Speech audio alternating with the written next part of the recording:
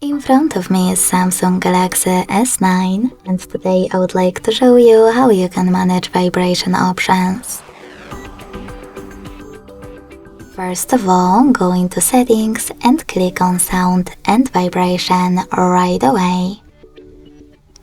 Then you can tap on vibrate at the top in the middle, and this way mute your device completely, leaving only vibrations. You can also select sound and click on this switcher next to vibrate where ringing to enable or disable incoming calls vibrations. Then scroll down, click on vibration pattern and apply the best vibration pattern for your incoming calls by tapping on it.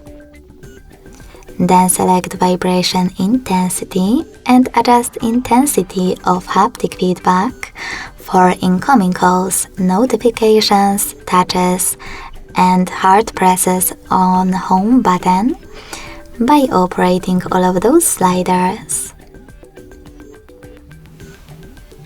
Then go back again and click on System Sound Vibration Control. Lastly, you need to scroll all the way down and click on all of those switchers next to all of those features to enable or disable haptic feedback for them.